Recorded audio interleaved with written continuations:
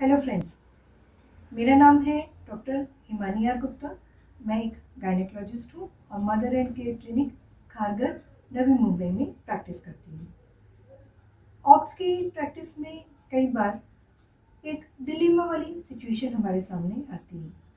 वो क्या सिचुएशन है, उसको हमें कैसे डील करना है, डिसीजन को कैसे लेना है, आइए आज इसके बारे में बात करते हैं। तो वो डिलेमा क्या है? पेशेंट हमारे पास में कंसीव होके आई है और वो जो प्रेगनेंसी है वो उससे बिना किसी ट्रीटमेंट के अपने आप से नेचुरली तरीके से मिल गई।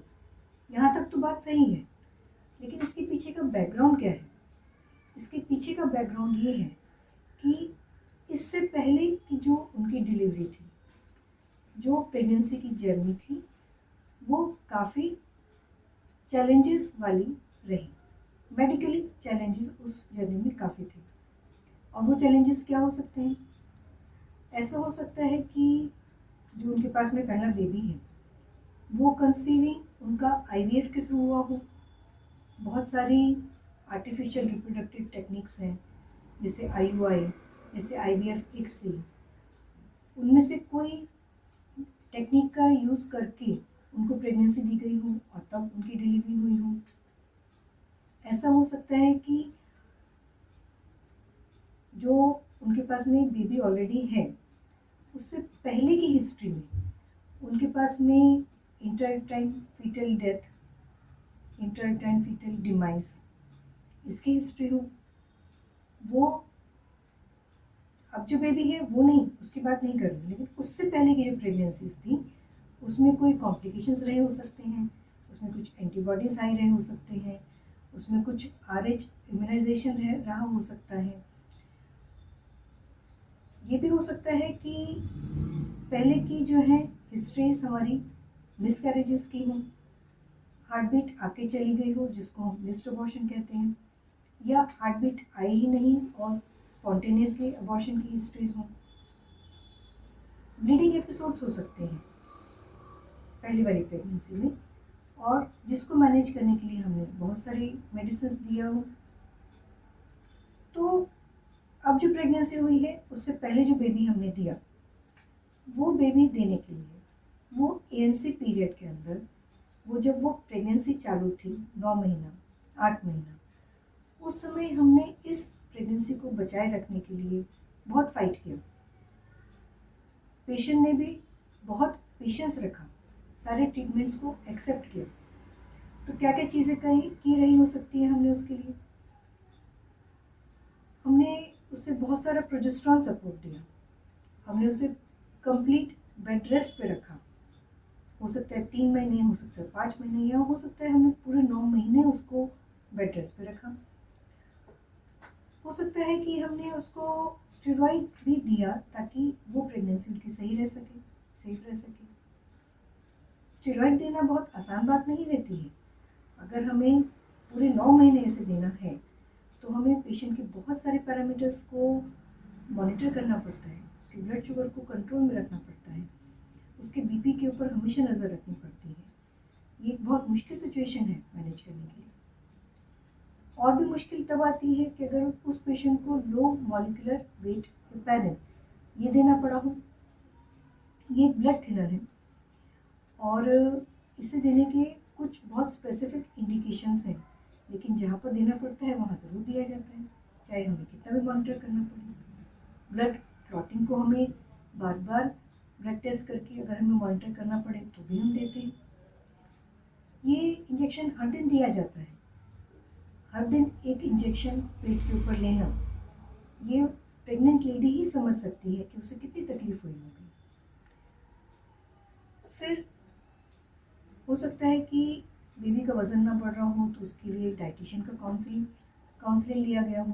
पेशेंट का वज़न ना बढ़ रहा हो तो उसके लिए उसको डाइट काउंसलिंग दिया गया हो। अगर बेबी के आसपास का पानी कम था, आईयूजीआर था, तो उसको प्रोटीन सप्लीमेंट्स दी गई हों, और आईवी प्रोटीन ड्रिप्स ये भी दी गई। तो ये सब बैकग्राउंड चला और तब इस पेशेंट को एक बेबी मिला, ये हो गया। लेकिन अब इसने अपने आप से कंसीव कर लिया है। डिलेमा यहाँ से शुरू होता है। डिलेमा क्या है कि क्या ये सब चीज़ें, तकलीफ़ें जो पहली प्रेगनेंसी को सेफ रखने में थी, ये फिर से आएंगी। मोस्टली तो ये चीज़ें रिपीट होती हैं, लेकिन जब पहले मैनेज करके बेबी को दे दिया तो अभी भी तो मैनेज करके दे देंगे। मेडिकल साइंस एडवांस्ड है, तो ये बात यहाँ पर समझने वाली है। दूसरी बात ये है कि अगर IVF या ICSI या IUI इसके थ्रू पहली प्रेगनेंसी मिली थी और अगर आपको स्पॉन्टेनियसली अभी मिल रही है प्रेगनेंसी, ऐसा बहुत बार होता है, ये आश्चर्यजनक नहीं है, ये तथ्य है, ऐसा होता है। तो अब इस प्रेगनेंसी को क्यों ना कंटिन्यू करें। जो फैक्टर्स सामने आते हैं डिसीजन के लिए वो ये आते हैं कि पेशेंट कहते हैं कि अभी तो मेरा बेबी छोटा है और अभी मुझे अचानक से दूसरी प्रेगनेंसी मिल गई, मैं कैसे संभालूंगी, ये एक फैक्टर आता है। दूसरी बात, हमें ये भी पूछना पड़ेगा कि क्या आपको एक ही बेबी चाहिए या आपको इन फ्यूचर दूसरी प्रेगनेंसी की इच्छा है। अगर तो वो कहते हैं कि नहीं हमें एक ही बेबी चाहिए तो डिसीजन लेना आसान है, लेकिन अगर वो कहते हैं कि हमें फ्यूचर में एक और बेबी की चाह है तो इस प्रेगनेंसी को ही कंटिन्यू करना यही सबसे अच्छा डिसीजन होगा। क्योंकि अगर ये IVF ICSI के थ्रू बेबी मिले हैं तो स्पॉन्टेनियस प्रेगनेंसी को क्यों जाने दिया जाए। और अगर ANC पीरियड में चैलेंजेस भी रहें तो उन चैलेंजेस को आज की स्थिति में ही एक्सेप्ट कर लेना, डील कर लेना बेटर है, रादर देन कि आप ये प्रेगनेंसी तो जाने दें, इसके बाद दूसरी प्रेगनेंसी होने का इंतज़ार करें, तब तक मदर की उम्र और बढ़ जाएगी। मैटरनल एज की वजह से जो फैक्टर्स आते हैं प्रेगनेंसी केयर में, हमें उनको भी डील करना पड़ेगा। तो क्यों ना आज की ही प्रेगनेंसी रख ली जाए।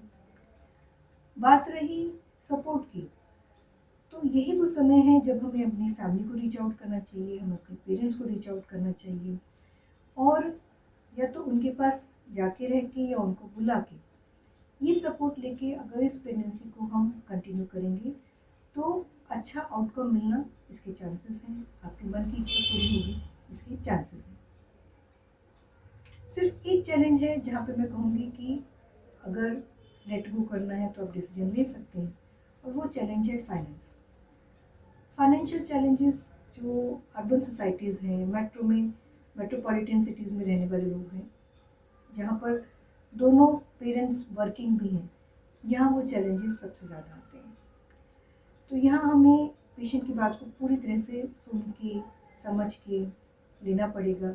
मेडिकली जो जो बातें हैं उनके सामने रखनी पड़ेंगी, क्योंकि देखिए हर एक चीज़ को मैनेज करने के लिए पैसे की रिक्वायरमेंट तो रहने ही वाली है। ये प्रेगनेंसी को मैनेज करने के लिए भी उतना ही तन मन धन इस्तेमाल होगा, यूज़ होगा, जो कि पहली प्रेगनेंसी के लिए होगा। तो आपके रिसोर्सेज ये कैसे हैं ये तो आप ही जान सकते हैं, आप ही बेस्ट डिसीजन ले सकते हैं। अगर फाइनेंसिस चैलेंजेस हैं तब पूरी तरह से बात को समझ के लें डॉक्टर से, और अगर आप मैनेज कर सकते हैं तो आप मैनेज कीजिए, और अगर आप ये सोचते हैं कि नहीं मैं मैनेज नहीं कर सकता हूँ, नहीं कर सकती हूँ, तो जो भी डिसीजन लेना है वो तुरंत लीजिए। क्योंकि अगर प्रेगनेंसी कंटिन्यू नहीं करने का डिसीजन लिया जाता है तो एबॉर्शन टैबलेट्स देने का जो ऑप्शन है वो अर्ली प्रेगनेंसी में ही रहता है। अप टू 7 वीक्स ये सेफली दिया जा सकता है। तो अगर आपको डिसीजन लेना है कि नहीं मुझे कंटिन्यू नहीं करना, तो सारी काउंसलिंग होने के बाद आप अपने परिवार से भी डिस्कशन करें, हस्बैंड वाइफ 1 दिन 2 दिन लें, समय लें और आपस में बैठ के पूरी तरह से बातचीत करें, और फिर भी अगर आपका डिसीजन लेता है तो गायनेकोलॉजिस्ट आपकी हेल्प करेंगे। तो फ्रेंड्स, आज हमने एक बहुत ही सेंसिटिव टॉपिक के बारे में बात की, एक ऐसा टॉपिक जो कि जहाँ पे मेडिकल फैक्टर्स तो हमें देखने ही देखने हैं, हमें सोशल फैक्टर्स देखने हैं, हमें फाइनेंशियल फैक्टर्स देखने हैं, हमें फिजिकल फैक्टर्स देखने हैं, इमोशनल फैक्टर्स देखने हैं। इन सब फैक्टर्स को कंसिडर करके हमें एक डिसीजन लेना है और आगे बढ़ना है।